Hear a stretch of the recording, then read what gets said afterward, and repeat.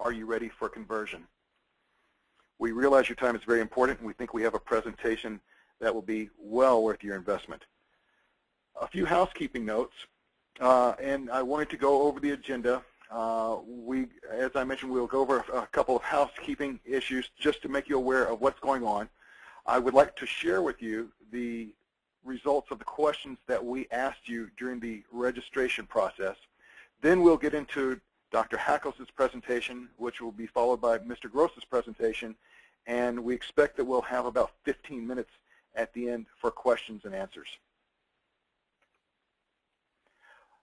Today's webinar is being recorded along with the questions and answers that you present. They will be posted and will be made available to you after the webinar is over, I expect within a week. Our speakers will be taking your questions at the end of the presentation. If you have a question, you'll notice that there is in your control panel, there is a question box. If you'll enter that question, and then we will address it at the end of the webinar. If we don't get to it, don't worry. We'll still respond, and that will be posted in the Q&A, and we'll also email you a response. Now, during the presentation, we'll have a couple of polls. If you participate, that will help the speakers tailor the presentation to your needs. Also, after the presentation is over, we have a couple of survey questions to help us understand your situation in a little more detail to potentially follow up with you if you're interested in that. Now, if you'll recall, when you registered, we asked a couple of questions. One of those questions was, what is the biggest business problem you face with your documentation? And over 30% of you told us that it was increasing writing load, and almost another 30% said it was maintaining quality across the product lines or department. I find that very interesting because, believe it or not, DITA addresses both of those things. 17% of you said it was increasing publishing load, web, print, ebooks, etc. And XML addresses that. Now, almost 20% of you, 19%, said other. I would love to know what that other was. If you're so inclined, shoot me a chat message or shoot me an email and let me know what other was. That's really I'm curious. That was a large percentage. Now, the second question that we asked was, what is the biggest hindrance to implementing an XML solution? Over 40% of you told us that it was expense and effort, the pain. Another 23%, it was a paradigm shift for the writing staff. And wow, we've heard that, and I think Dr. Hackos may want to touch on that a bit. And 17% of you said it was the length of time to implement. Again, 18% of you, or 16% of you said other, so it's interesting to me what that other was. We are very fortunate to have two accomplished speakers on our webinar today, Dr. JoAnn Hackos and Mr. Mark Gross. Dr. JoAnn Hackos is a noted lecturer, consultant, and author of a number of books about technical communication. She is also a fellow and past president of the Society for Technical Communication. She was an early and vocal advocate of single-source publishing idea. She's also the president of Comtech, a firm that excels in the design and development of content management solutions, usable products, and technology and organizational management. So I am going to make Dr. Hackos the presenter. You should be able to hear her now and see her slides now. And thank you, Don. Thank you, ma'am. Let's see if we can get the slides going appropriately here. And I am interested in the responses that people were giving to those initial questions, because I think it's the reasons for wanting to make a change, wanting to make a move, of having more work than people can do, of having that complication of increasing numbers of products that people are supporting with shorter and shorter deadlines. All of those are really contributing to the increase in interest in XML-based publishing, to eliminating desktop publishing activities from our portfolio and really getting to the content. But what we want to really emphasize today is the benefits that you can get from an early analysis of your content, and then a decision that content conversion, moving content within larger volumes into DITA, into XML quickly and easily is really going to be a benefit. But my purpose today is really to ensure that you do that, you start out right, and you do that in a way that's really going to be beneficial to your organization. So just wanted to say a couple of words about our organization. As you can see, we've been in business quite a long time, and we have always focused on making technical information more valuable to customers and helping organizations increase the efficiencies of their organization. So we were, as one of those early advocates of single sourcing as a philosophy of increasing the usability of content. I remember early projects where we kept extensive Excel spreadsheets just trying to track where the content was that had to be updated, so we didn't miss updating that repeated content in all sorts of deliverables. So when we first saw content management systems, the ability to work with an XML source, we said, this is fantastic. There's going to be a huge benefit to the technical communication community, to the learning and training community by being able to use information in this new way. So it's something I've been really excited about for a long time. Very early on in the early part of 2003, I became involved in the DITA solution as a member of the OASIS DITA Technical Committee with IBM and a handful of others who started this process. And we've been very active in improving the DITA model, making that available to more and more people. And then about a year and a half ago, we inaugurated the DITA Adoption Technical Committee to help to get the word out about what this was, how it worked, provide people with training, and really advance the cause of efficiency and productivity in documentation organizations.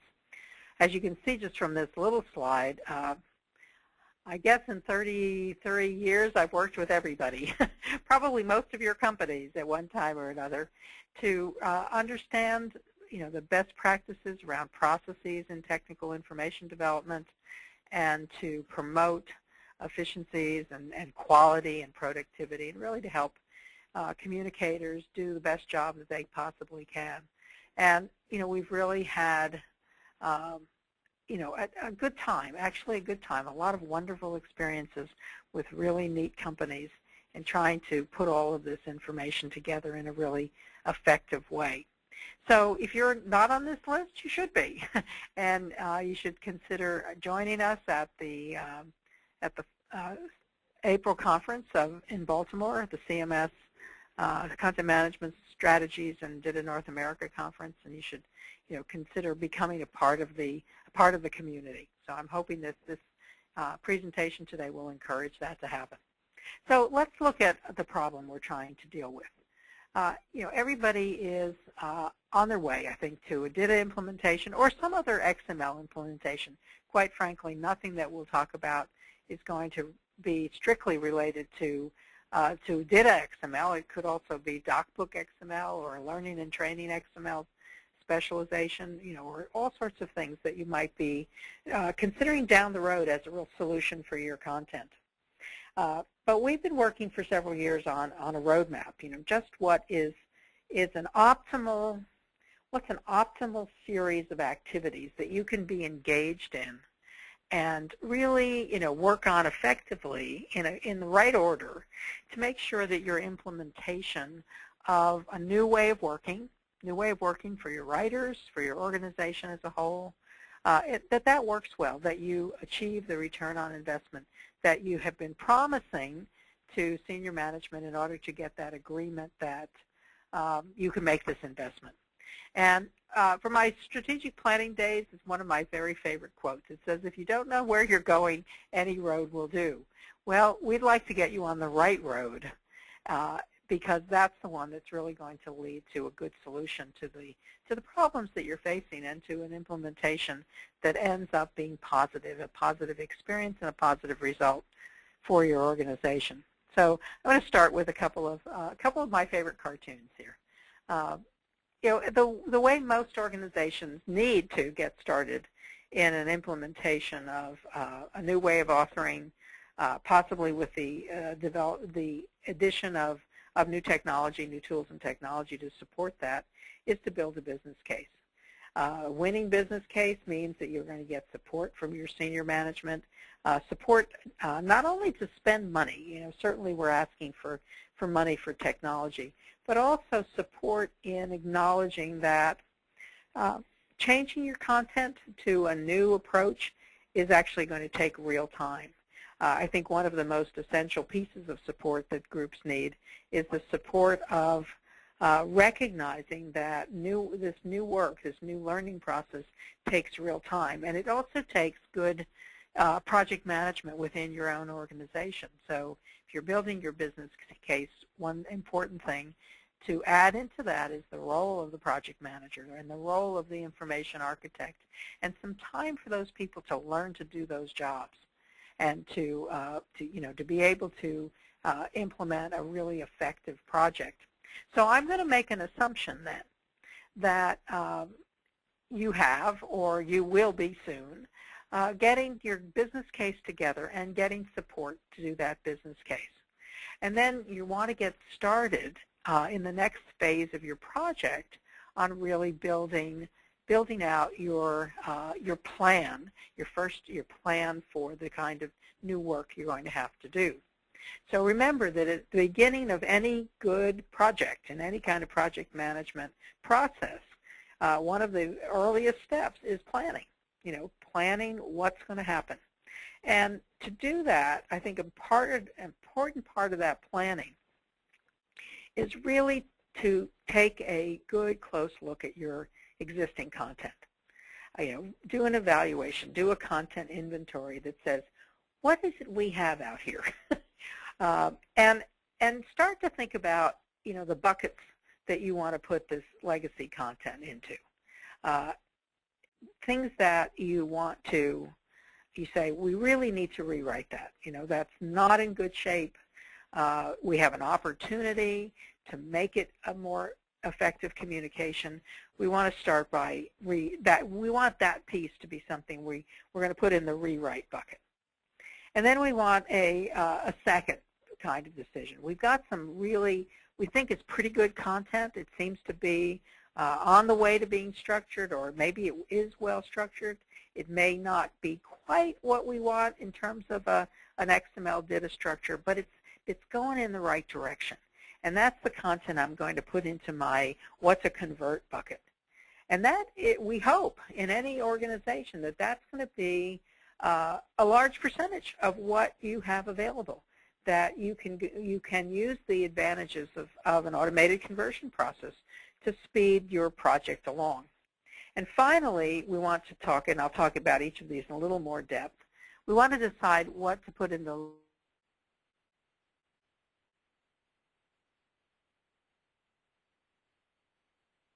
to move it out of its current environment. So let's take a look at these in a little bit more detail. So I've got my content inventory. You notice I've got my cabinet set up. I've got all my slots, and I'm going to begin to slot my content into those categories. And I've got a what's a convert category. Hopefully that's my largest one, but that's going to be dependent upon the quality of that content. And then I've got a what to rewrite content. That may also be large depending upon the way you're going to proceed with your transformational project. You want to also know, of course, what to leave behind. We've mentioned that briefly. And I've got kind of a fourth category in here, and that is figuring out what it is that we are going to reuse. Now, in a lot of organizations, that can be, at one level, a fairly simple discussion, and the second level, one that is new and different and complex, because the opportunities that you have in a DITA model or an XML environment in general to reuse your content expands greatly. It's an